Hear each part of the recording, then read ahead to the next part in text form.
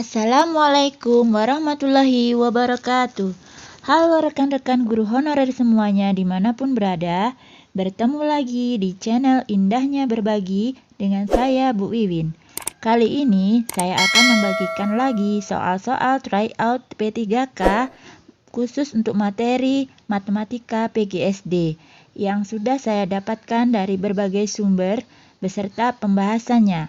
Selain untuk dokumentasi belajar saya sendiri, semoga bisa membantu teman-teman untuk lebih memahami materinya sehingga nantinya bisa menjawab soal-soal dengan baik.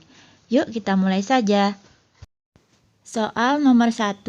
Sebuah prasasti kuno dibuat pada tahun 1295 sebelum Masehi. Umur Tugu Batu tersebut pada tahun 2021 Masehi adalah titik-titik tahun. Jawabannya kita disuruh milih dari A sampai E. Yang manakah yang benar? Umur prasasti kuno ini bisa kita selesaikan dengan menggunakan pengurangan bilangan bulat, yaitu tahun sebelum Masehi berarti berada di sebelah kiri angka 0, kemudian tahun 2021 Masehi berarti di sebelah kanan 0. Jadi tahun 1295 sebelum Masehi menjadi negatif. Kemudian kita mencari selisih atau jarak antara min 1295 sampai 2021. Jadinya adalah 2021 dikurangi min 1295 sama dengan 2021 ditambah 1295 sama dengan 3316. Jadi umur prasasti kuno tersebut adalah 3316 tahun. Ingat ya teman-teman, untuk mencari jarak atau selisih itu berarti bilangan yang besar dikurangi dengan bilangan yang kecil. Soal berikutnya, perhatikan diagram lingkaran dan data jenis pakaian yang diproduksi oleh suatu konveksi berikut. Jadi celana pendek 10%, kemeja itu sebesar 90 derajat atau bisa kalau dipersenin jadi 25% ya. Kemudian celana panjang 15%. Jika banyaknya jaket adalah 18 buah lebih banyak dari celana pendek, selisih banyaknya kaos dengan kemeja adalah. Jadi yang diketahui adalah celana pendek 10%, kemudian kemeja 25%, celana panjang 15%, jaket itu juga 15%. Karena apa? Karena kalau kita lihat pada gambar itu jumlah jaket dan celana pendek itu sebesar 90 derajat atau 25%. Celana pendeknya 10%, jadi jumlah jaketnya dari 25 dikurangi 10 menjadi 15%. Kemudian selisih jaket dan celana pendek itu sama dengan 18. Itu kalau dipersenin sama dengan 5% ya teman-teman. Kemudian kita cari jumlah total pakaian yaitu 100% per 5% kali 18 sama dengan 1800 dibagi 5 sama dengan 360 buah. Kemudian jumlah kemeja itu 25%, artinya 360 dibagi 4, 90 buah. Kemudian jumlah kaos itu sama dengan 180 derajat atau 50% dikurangi celana panjang atau 15% berarti sama dengan 35% per 100% kali 360 sama dengan 126 buah. Yang ditanyakan adalah selisih banyaknya kaos dengan kemeja. Jadi selisih banyaknya kaos dengan kemeja adalah 126 buah dikurangi 90 buah sama dengan 36 buah. Soal berikutnya, perhatikan gambar sudut berikut. Sudut sehadap yang ditunjukkan gambar di atas adalah A. Sudut L2 dan sudut K1, B. Sudut L1 dan sudut L3, C. Sudut L2 dan sudut K4, D. Sudut L1 dan K1, sudut K1, dan E. Sudut L1 dan sudut K3. Yang dimaksud dengan sudut sehadap itu yang hadapnya sama. Jadi yang benar adalah yang D, ya, sudut L1 dan sudut K1. Jadi sudut L1 dan K1 itu adalah besar sudutnya sama, juga menghadap ke arah yang sama. Soal berikutnya, perhatikan data berikut ini. Nilai rata hasil ulangan matematika pada tabel di bawah ini adalah, jadi ini soal sudah pernah muncul juga di review pembelajaran, ya. Data tersebut adalah data yang sudah dimasukkan ke dalam data kelompok tabel distribusi frekuensi. Jadi untuk mencari nilai rata atau nilai rata-rata, kita harus mencari nilai tengah dari masing-masing kelompok data. Kemudian dikalikan dengan frekuensinya.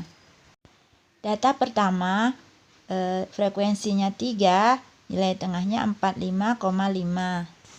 Hasil kali dari frekuensi dan nilai tengahnya 136,5. Nah, data selanjutnya bisa dilihat, ya. Nah, hasil dari perkalian frekuensi dan nilai tengahnya semuanya 2840, kemudian dibagi dengan jumlah frekuensinya yaitu 40. Rata yaitu 2840 dibagi 40 sama dengan 71. Jadi nilai rata-ratanya adalah 71. Soal selanjutnya, grafik fungsi f(x) sama dengan x kuadrat min 9 akan digeser ke kiri 2 satuan dan ke atas 3 satuan. Maka persamaan grafik fungsi hasil bergeseran adalah, kita disuruh milih dari A sampai E. Nah, dalam hal ini kita harus memahami rumus pergeseran grafik fungsi. Rumusnya adalah Y min N sama dengan F dalam kurung X min M.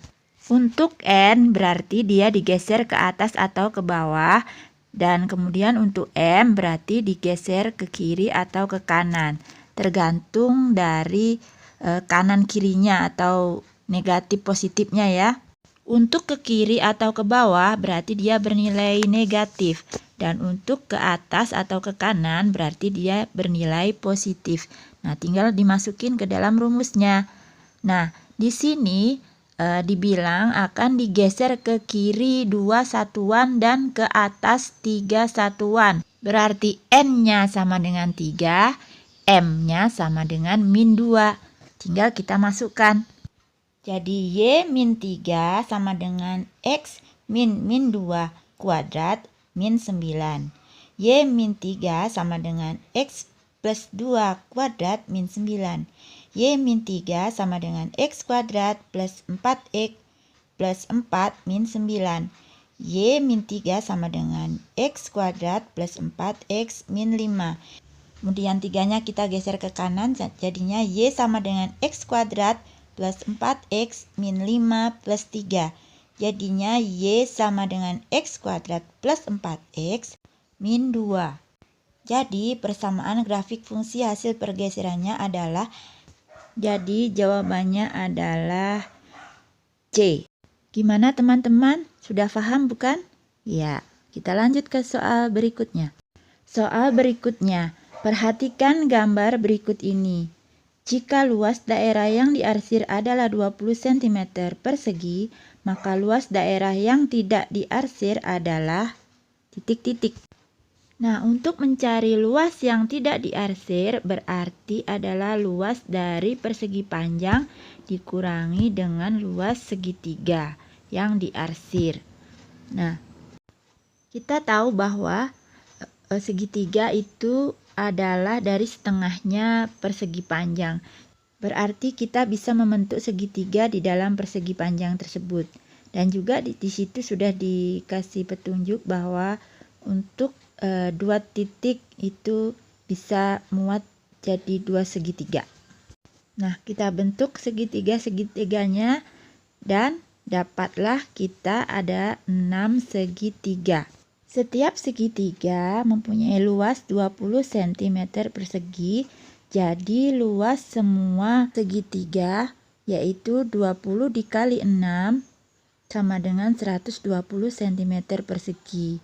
Yang ditanyakan adalah luas daerah yang tidak diarsir. Jadi luas daerah yang tidak diarsir itu adalah 5 kali luas segitiga ya teman-teman. Luasnya adalah berarti 5 kali 20 sama dengan 100 cm persegi. Soal selanjutnya masih tentang bangun datar ya. Perhatikan gambar berikut ini. Pada gambar tersebut terdapat 3 buah persegi berturut-turut luasnya 49 cm persegi, 36 cm persegi, dan 25 cm persegi. Luas daerah yang diarsir adalah disuruh memilih dari A sampai E. Kalau melihat soal yang seperti ini, berarti cara berpikir kita sama seperti soal sebelumnya ya. Jadi luas daerah yang diarsir itu merupakan luas seluruhnya dikurangi dengan luas yang tidak diarsir. Dan kalau kita lihat, luas daerah yang tidak diarsir itu merupakan 2 segitiga ya. Jadi luasnya itu luas segitiga 1 ditambah luas segitiga 2. Nah, bagaimana cara menentukan luas segitiga tersebut? Nah, kita kan sudah tahu ya bahwa bangun-bangun itu berbentuk persegi, berarti sisi-sisinya sama ya. Luas persegi yang pertama 49 cm persegi berarti sisi-sisinya itu adalah 7. Kemudian luas dari persegi yang kedua itu 36 cm persegi berarti sisinya itu 6. Dan yang terakhir sisi-sisinya adalah 5. Kita hitung dulu ya luas seluruh dari persegi tersebut, yaitu 49 ditambah 36 ditambah 25 sama dengan 110 cm persegi.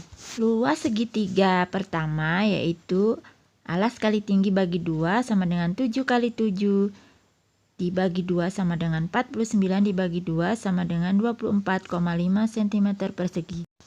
Luas segitiga kedua adalah alasnya itu 5, tingginya 7 tambah 6 tambah 5 itu 18. Jadi luasnya 5 kali 18 dibagi 2 sama dengan 90 dibagi 2 sama dengan 45 cm persegi. Luas daerah yang diarsir sama dengan luas daerah semuanya dikurangi luas 2 segitiga sama dengan 110 dikurangi dalam kurung 45 ditambah 24,5 sama dengan 110 dikurangi 69,5 sama dengan 40,5 cm persegi. Jadi luas daerah yang diarsir adalah 40,5 cm persegi. Soal berikutnya, jika kita melakukan perjalanan ke Amerika dengan menukar uang sebanyak 50 juta dan ketika kembali ke Indonesia membawa sisa uang 20 dolar, apabila kurs beli USS dolar Rp 15.000 dan kurs jual dolar Amerika Rp15.500, maka uang dolar yang ditukarkan saat berangkat dan uang rupiah yang ditukarkan saat kembali ke Indonesia adalah, jadi diketahui uang sebanyak 50 juta ditukar dengan dolar Amerika dengan menggunakan kurs jual, kemudian juga kembali ke Indonesia membawa uang 20 dolar ditukar ke rupiah menggunakan kurs beli. Jadi masing-masing uangnya adalah yang ditukar ke dolar sama dengan 50 juta dibagi 15.500 sama dengan 3.225,80 US dollar, dan uang yang ditukar ke rupiah sama dengan 20 dolar sama dengan 20 kali 15.000 sama dengan 300.000 rupiah. Jadi jawabannya adalah C. Soal terakhir saya ambil dari review pembelajaran ya tentang permutasi dan kombinasi. Pada suatu tes Siswa diwajibkan mengerjakan 8 soal dari 12 soal yang tersedia. Soal nomor 1 dan 2 wajib dikerjakan oleh siswa. Banyak pilihan soal yang harus dilakukan adalah titik-titik cara. Nah, untuk mengerjakan soal ini kita perlu menganalisis soalnya ya. Jadi soal yang diminta untuk dikerjakan itu sama dengan 8. Soal yang tersedia itu 12 soal. Nomor 1 dan 2 wajib dikerjakan, jadinya kita tinggal mengerjakan 6 soal lagi. Pilihan soal yang masih tersisa itu sama dengan 12 dikurangi 2 sama dengan 10 soal. Jadi 10 soal dan kita disuruh memilih 6. Jadi cara menghitungnya adalah 10 kombinasi 6. 10 kombinasi 6 sama dengan 10 faktorial dibagi dalam kurung 10 dikurang 6 faktorial kali 6 faktorial sama dengan 10 faktorial dibagi 4 faktorial dikali 6 faktorial.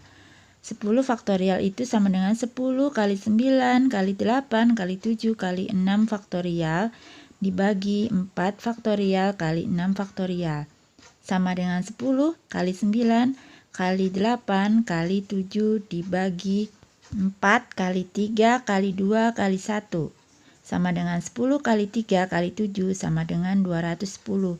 Jadi banyak pilihan soal yang harus dilakukan adalah sebanyak 210 cara. Demikianlah teman-teman pembahasan 10 soal tryout P3K